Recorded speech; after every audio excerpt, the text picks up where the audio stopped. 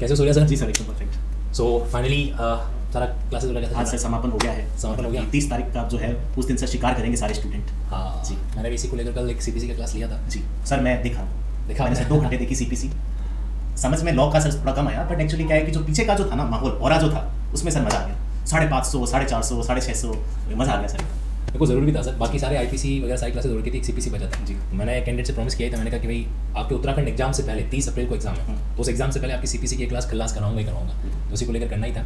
अब सूर्या सर 30 अप्रैल को कैंडिडेट के एग्जाम था, बट कई बार पता है क्या होता है, कैंडिडेट्स अपनी तैयारी के अकॉर्डिंग परफॉर्मेंस नहीं कर पाता जी, है ना। अब ये एक 200 नंबर का पेपर है, 200 नंबर का 50 वाला अपना जीके का पोर्शन है और 150 वाला लॉ का पोर्शन है। तो यार आपको क्या लगता है, मतलब कैंडिडेट से गलती कहाँ होती है? जी इसमें सर जैसे यूपी का एग्जाम आपने देखा था, तो यूपी में सर जीके जीएस का कितना मतलब डरावना माहौल था, वो उत्तराखंड में नहीं होगा, क्योंकि सर इसमें क्या है, लॉ का पोर्शन जाता है। लॉ का पोर्शन ज़्यादा एग्जैक्टली। इंडियन पॉलिटी के सर 15 क्वेश्चन दे दिए और इंटरनेशनल लॉ के सर 7 से 8 क्वेश्चन आएंगे। ये थोड़ा एक प्लस पॉइंट बन सकता है, क्योंकि सर मेरे हिसाब से शायद ग्रेजुएशन में 3rd ईयर में ये सब्जेक्ट आता है। और कहीं क्या होता है सर, आपको फैक्ट बताऊँ ना, तो लॉ के स्टूडेंट की जो ना है वो थोड़ा लॉ के ऊपर तिर जाती है ना।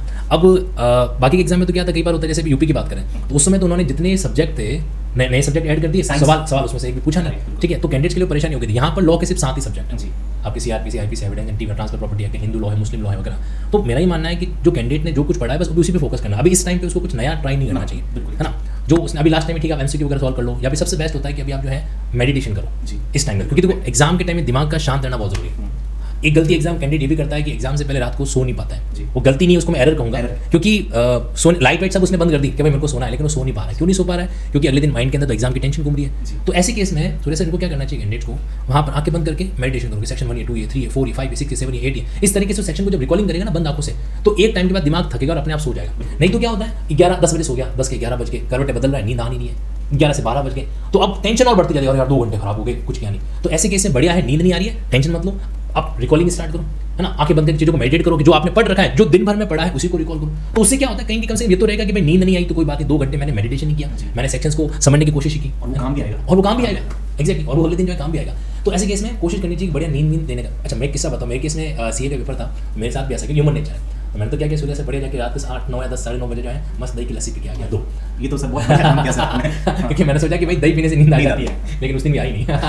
दही पीने के बाद भी नहीं आती। तो हमें कहीं क्या होता है, अपने माइंड को जो कंट्रोल करना पड़ता है। तो एग्जाम के कैंडिडेट्स के लिए कुछ बातें बताओ सर, जो अभी इनको लास्ट मोमेंट्स के अंदर खासकर जो 50 नंबर का पेपर है उसके लिए जरूरी है। जी सर, 50 नंबर के पेपर में सर जैसे 18 मंथ्स के जो एक्ट है कुछ सर 50 एक्ट्स मैंने कराए हैं, उनकी डेट वो डेट आप जो है लर्न करने की ट्राई करो। लास्ट डेट किस तारीख को इफेक्टिव हुआ था, एक तो वो कर सकते हैं। दूसरा सर जो इंटरनेशनल ऑर्गेनाइजेशन के हेडक्वार्टर्स है उसको लर्न कर लो, उसको एक बार देखा है। अगर एंड टाइम में कुछ नया पढ़ने जाएंगे जीके जीएस में, पुराना भी सब गड़बड़ हो जाएगा।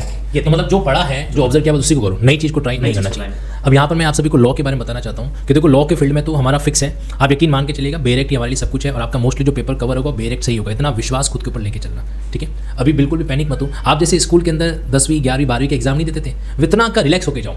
कई बार क्या होता है सर, हम किसी चीज़ को ना बहुत ही पॉजिटिव बना देते हैं, ओवर पॉजिटिव क्या यार ये नहीं हुआ तो क्या होगा, नहीं हुआ, सब बढ़िया होगा, एकदम शानदार होगा।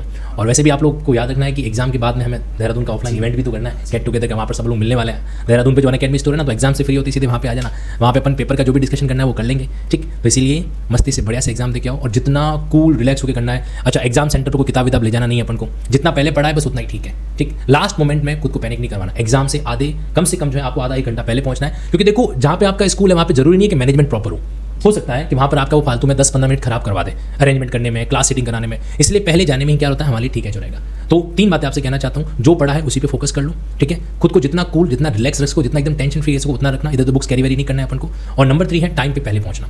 और एक और चीज़ सर, मेरा ही मानना है कि कैंडिडेट्स को पानी की बोतल भी अपने साथ रखनी चाहिए, ठीक है।